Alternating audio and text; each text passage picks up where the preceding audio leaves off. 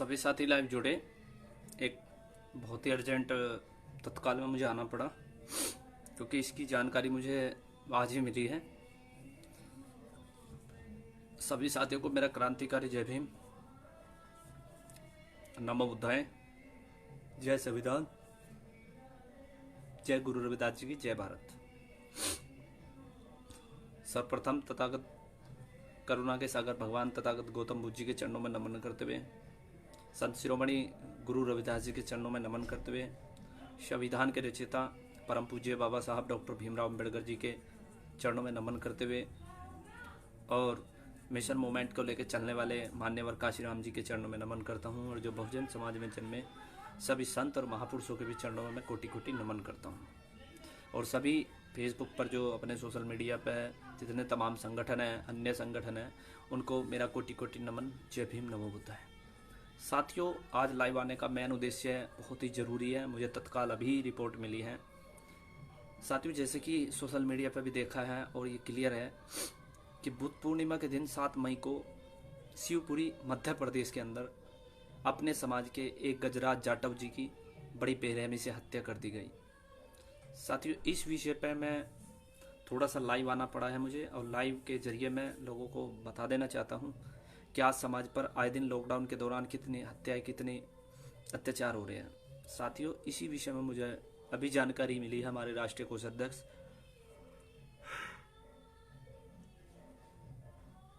अतुल कुमार जी के जरिए। और जैसे कि मध्य प्रदेश में 7 मई 2020 को बुद्ध पूर्णिमा के अवसर पर गजराज जाटव जी दीप प्रज्वलित कर रहे थे, तो वहाँ पर कुछ दबंग लोगों ने, स्वर्ण जाति के लोगों ने उन पर बेरहमी से उनकी हत्या कर दी। और आज तक मुझे नहीं लगता कि कोई अरेस्टिंग हुई हो या उन्हें इंसाफ मिला हो। तो साथियों, मेरा सभी साथियों से निवेदन है कि सब अपने अपने स्तर से ही आवाज़ उठाए, क्योंकि आज गजराज जाटव की हत्या हुई है, कल रमन वाल्मीकि की हुई थी, उससे पहले न जाने कितने युवाओं की हत्या हुई है, और आने वाले समय में ये नहीं पता कि कितने युवाओं की हत्या होगी। तो साथियों, अगर इस चीज़ से हमें लड़ना है और संविधान के दायरे में रहना है, तो हमें सबको अपने अपने स्तर से अपने लोगों की आवाज़ उठानी पड़ेगी। और लॉकडाउन के दौरान नेशनल भीम आर्मी बहुजन एकता मिशन कल माननीय प्रधानमंत्री और मुख्यमंत्री को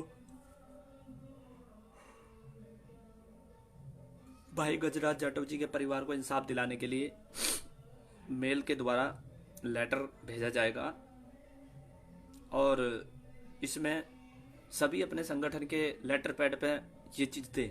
और हाँ, अगर भाई गजराज जाटव को इंसाफ नहीं मिलता तो ये समझ लीजिए कि नेशनल भीम आर्मी बहुजन एकता मिशन लॉकडाउन के बाद भारत बंद करने का आह्वान करेगी। ये सरकार से मेरे प्रार्थना है, अपील है कि इसमें जल्द से जल्द पुलिस प्रशासन द्वारा गिरफ्तारी होनी चाहिए और जिन लोगों ने हत्या की उन्हें फांसी की सजा होनी चाहिए। साथियों, अब तो आखिर कब तक हमारी युवाओं को अपनी जान से हाथ धोना पड़ेगा? आखिर कब तक हमें अपनी इज्जतों को हाथ धोना पड़ेगा? आखिर कब तक ये अत्याचार रुकेगा? साथियों, अपनी आवाज़ बनकर उठो, अपनी आवाज़ के तरीके से चलो और अपने संविधान के दायरे में चलो। लेकिन मैं यही कहूँगा कि अपनी सुरक्षा जरूर रखें, और अगर किसी भाई पे कोई दिक्कत आ रही है तो दूसरे भाई को उसकी आवाज़ उठानी चाहिए। साथियों, सिलसिला बहुत गरमाया जा रहा है। मेरी मजबूरी कि मुझे लाइव आना पड़ा, मैं बहुत कम लाइव आता हूँ, लेकिन परिस्थितियाँ ऐसी आ गई है कि मुझे लाइव आना पड़ा। और मैं वादा करता हूँ आप सभी से कि गजराज जाटव के हत्यारों को नेशनल भीम आर्मी बहुजन एकता मिशन सजा दिला के रहेगी। अगर लॉकडाउन के दौरान कुछ नहीं होता तो ये समझ लीजिए कि पूरा मध्य प्रदेश ही नहीं, पूरा भारत बंद होगा। और इसका आह्वान नेशनल भीम आर्मी बहुजन एकता मिशन तैयार है इस काम करने के लिए। और हम लोग संविधान के दायरे में रहते हैं, बाबा साहब के विचारक हैं। अगर हमारे लोगों पर अत्याचार होगा तो हम कतई बर्दाश्त नहीं करेंगे और चुपचाप नहीं बैठेंगे। साथियों, ये बहुत ही गंभीर मामला है, बहुत संगीन मामला है। तो मेरा सरकार से भी निवेदन है कि इस मामले को संज्ञान में ले और ज़्यादा से ज़्यादा इसमें कार्रवाई करने की कृपा करें, क्योंकि आज गजराज जाटव की हत्या हुई है तो कल ये न जाने कितने भाइयों की क्या होगा अगर उन हत्यारों को सज़ा नहीं मिली। और मध्य प्रदेश के अंदर मैं माननीय मुख्यमंत्री मध्य प्रदेश के शिवराज जो भी एनीवे उनसे भी निवेदन करूंगा कि इस मामले को संज्ञान में ले, उन हत्यारों को उनकी गिरफ्तारी कराए और उनके जल्द से जल्द उन्हें फांसी की सजा हो। अगर ऐसा नहीं होता तो नेशनल भीम आर्मी बहुजन एकता मिशन, बता रहा हूँ, नेशनल भीम आर्मी बहुजन एकता मिशन लॉकडाउन के बाद पूरे भारत में बंद करने का आह्वान करेगी। और आप लोगों को पता भी है कि 2 अप्रैल में भारत बंद भी किया था। तो मेरा सभी से निवेदन है कि सभी संगठन मिलकर इसकी आवाज़ उठाएं, क्योंकि हमारे रास्ते अलग अलग हो सकते हैं लेकिन मंजिल सबकी एक है। अगर किसी हमारे समाज के बहुजन समाज के भाई पे अत्याचार हो रहा है और उसके साथ ये टुकड़ा हो रहा है, ये घटना हो रही है, तो हम लोगों का सबका फर्ज है कि उसकी आवाज़ बनकर उठे। बेशक हम रास्ते अलग अलग इख्तियार कर रहे हो लेकिन मंजिल सबकी एक है।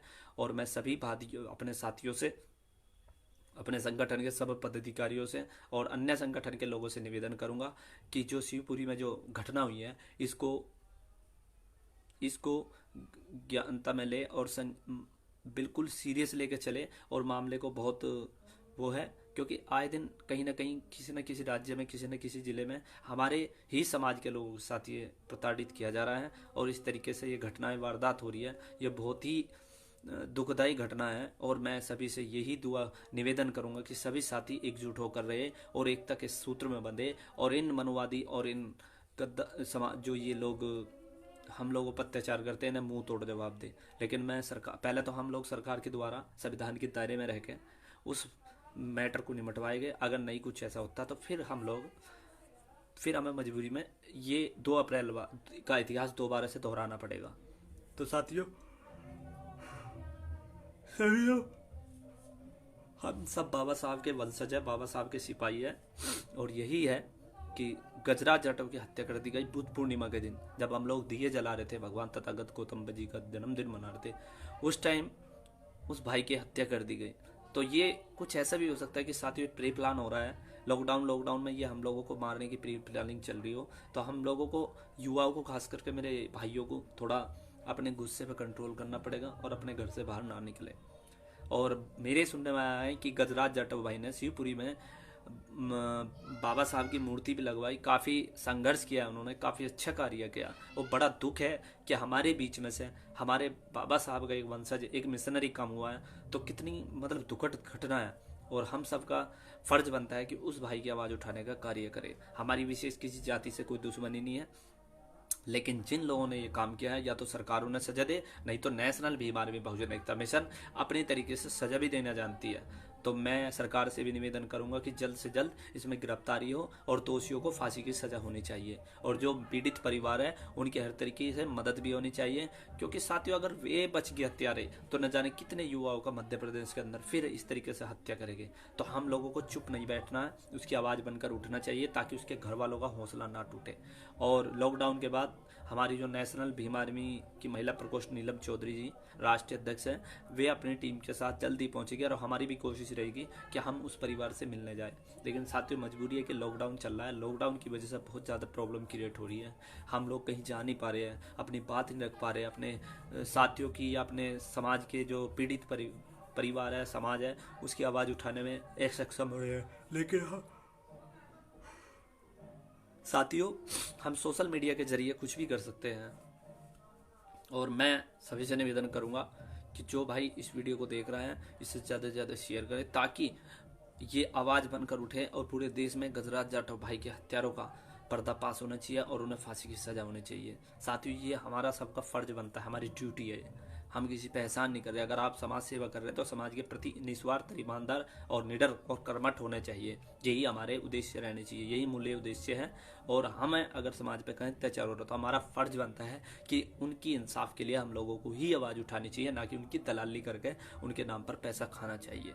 तो मैं बार बार यही रिपीट करूंगा कि हम लोग सभी से निवेदन है कि अपने अपने संगठन के लेटर पैड पे माननीय प्रधानमंत्री और मुख्यमंत्री मध्य प्रदेश के उन्हें लेटर फैक्स करें और उन पर इंसाफ की मांग करें। जितना ज़्यादा लेटर डालोगे उतना ज़्यादा प्रेशर बनेगा इस सरकार पर। तो ये अभी लॉकडाउन में आप लोग सब फ्री हैं तो अपने अपने लेटर पैड पर उन्हें मेल करें और उन्हें बताएं कि इस तरीके से हम कतई भी अपने समाज के युवाओं की हत्या का जो सिलसिला जारी किया गया है वो कतई बर्दाश्त नहीं करेंगे। अगर आप लोग इंसाफ नहीं दोगे तो इंसाफ लेना हम जानते हैं, क्योंकि ये कानून जो बनाया मेरे बाबा साहब, हमारे माननीय परम पूज्य बाबा साहब ने बनाया है, और हम लोग कानून नहीं तोड़ना चाहते, हम संविधान के दायरे में रहना चाहते। लेकिन मेरा सरकार से यही निवेदन है कि सरकार इस मामले को संज्ञान में ले और जल्द से तुरंत कार्रवाई होनी चाहिए। अगर कार्रवाई नहीं होती तो 2 अप्रैल का इतिहास फिर दोबारा दोहराना पड़ेगा। मैं यही निवेदन कर रहा हूँ सभी साथियों से कि रास्ते हमारे अलग है, हम बेशक अलग अलग चल रहे हैं, लेकिन जब किसी भाई पे या किसी बहन पे कोई अत्याचार होता है या उसके साथ वारदात होती है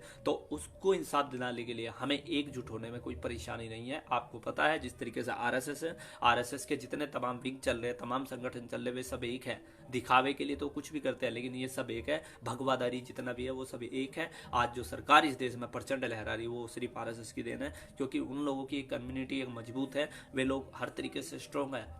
लेकिन उन लोगों के मतभेद भी होते हैं तो वे आपस में बैठ कर उसे सुलझा लेते हैं, लेकिन हमारे मतभेद बहुत ज़्यादा बढ़ जाते हैं। तो मैं सभी से निवेदन करूंगा कि सभी अपने मतभेद भुलाकर इस भाई गजराज जाटव की हत्यारों को फांसी दिलाने का काम करें और गजराज जाटव भाई के परिवार को इंसाफ दिलाने का पूरा प्रयास करें। साथियों, आखिर कब तक हम अपने साथियों के साथ ऐसा होने देंगे, कब तक हमारे साथ ऐसा वारदात होती रहेगी। तो मैं सभी से खास करके हाथ जोड़कर निवेदन कर रहा हूँ, तमाम संगठन वालों से, तमाम अपने मिशनरी भाइयों, हमें गजराज जाटव भाई की हत्यारों को सजा दिलानी है। और लॉकडाउन के बाद अगर नहीं ऐसा होता तो भारत बंद का आह्वान किया जाएगा और तब जाकर हम दिखाएंगे कि हम चीज क्या है। तो सभी साथियों से मैं विदा लेता हूँ। जय भीम, नमो बुद्धाय, जय रविदास जी की जय भारत।